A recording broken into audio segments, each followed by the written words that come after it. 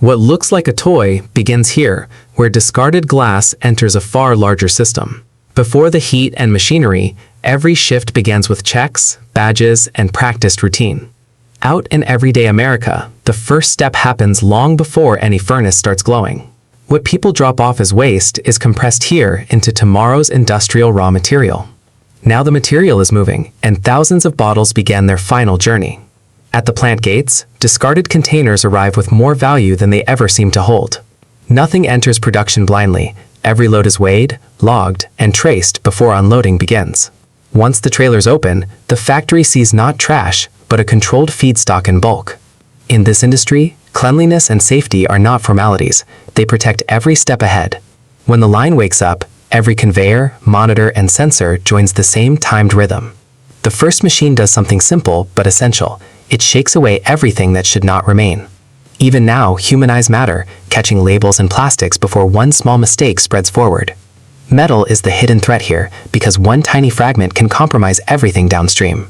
After magnets finish their work, lighter contaminants still have to be stripped away precisely. Only after washing and rinsing does the glass begin to look ready for transformation. Now the sorting becomes smarter, faster, and far more exact than any human hand could manage. Color matters because even recycled glass must enter the furnace with predictable chemistry and clarity. Anything that does not belong is rejected here, before it can distort the melt later. By this stage, the waste has disappeared. What remains is organized glass ready for reduction.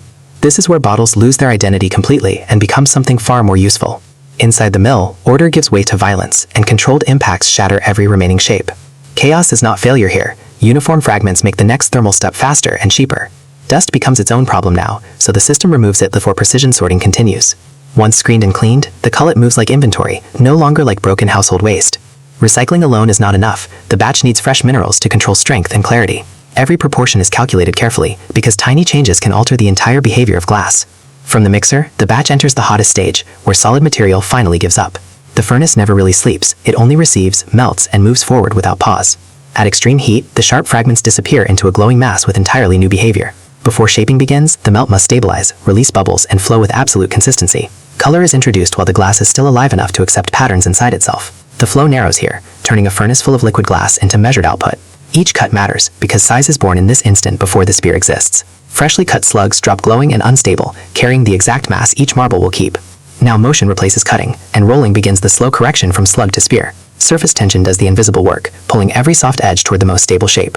A small adjustment upstream changes everything here, because size depends on timing and volume. Across synchronized lanes, the factory now produces glowing marbles with near-musical consistency and control. Before they harden, the marbles can still receive the internal color signatures collectors recognize instantly. Thin streams of colored glass enter carefully, creating swirls that stay suspended inside each sphere. Some patterns remain subtle, while others twist boldly through the clear body of the marble. The rollers keep turning, locking those designs in place while the surface stays perfectly round. Heat still dominates the scene, but the glow is beginning to soften and darken now. By the end of forming, every piece must match its lane's target size and symmetry. The marbles leave the rollers hot, smooth, and vulnerable to any cooling shock. Cooling begins carefully here, because speed can create hidden stress long before damage becomes visible. Rows of fresh marbles travel onward together, no longer glowing white but still dangerously hot.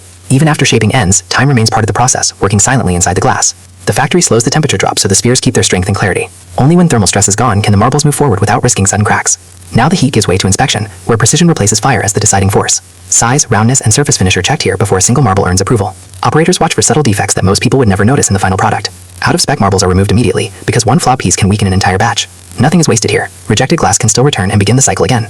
Approved marbles continue in steady streams, their surfaces polished by motion rather than coating. The line separates sizes automatically, channeling each grade toward its own measured destination. Uniformity matters now, especially when millions of pieces must look consistent inside the same bag.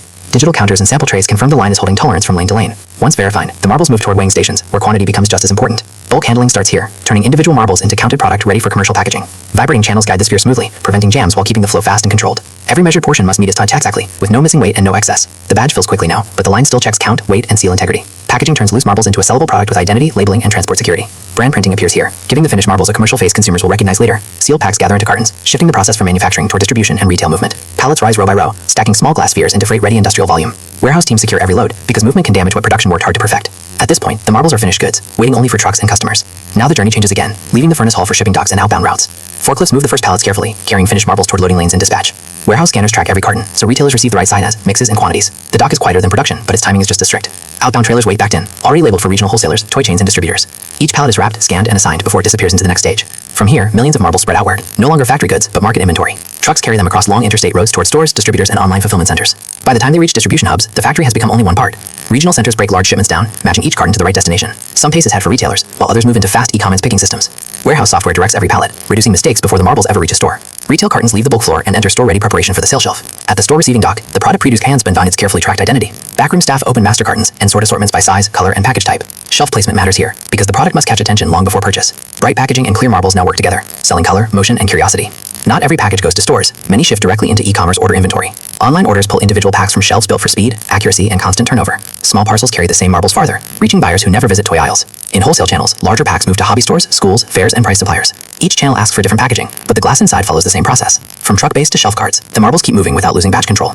Retail employees face the packages forward, turning factory output into a clean visual display. The store shelf becomes the final showroom, where color replaces machinery as the main attraction. Hands that never saw the furnace now lift the product and judge it instantly. Customers compare patterns through the packaging, noticing that no two marbles look exactly alike. The purchase happens quickly, but it carries the weight of everything that happened before. A receipt prints, a bag closes, and the industrial journey finally enters personal ownership. By the time they leave the store, the marbles belong to someone else's story. Now the product leaves distribution behind and becomes a tactile object in human hands. The first opening is small and quiet, but it completes the entire industrial arc. Once poured out, the marbles finally move freely. No rails, rollers, or conveyors guiding them. Light reveals what the factory built inside them: depth, swirl, clarity, and suspended color. In a child's game, industrial precision becomes play, speed, competition, and simple fascination. On the floor, collisions sound playful, but every impact tests the strength built earlier. Some buyers sort them by color, turning mass production into a tiny act of personal curation. Collectors look closer, finding differences the line allowed without ever losing overall control. Under magnification, each marble carries frozen motion, as if the molten glass never stopped. Even in stillness, the swirl suggests movement, preserving the memory of heat and rotation. A simple tabletop becomes a stage with color, sound, and physics do the rest. The marbles roll, collide, and scatter, proving how accuracy survives beyond the factory environment. Some end up displayed in jars, where utility fades and pure visual appeal takes over. Others disappear into pockets, desks, and drawers, carrying industry into ordinary daily life. The factory scale is invisible now, hidden inside one small sphere and its perfect balance. What began as discarded bottles returns here as something touched, kept, traded, and remembered. In every finished marble, waste becomes design, and repetition still leaves room for uniqueness. That may be the real surprise. Industrial systems can create consistency without erasing character. After everything you've seen, a marble no longer feels simple, accidental, or ordinary. A marble is small in your hand, but the journey inside it is anything but.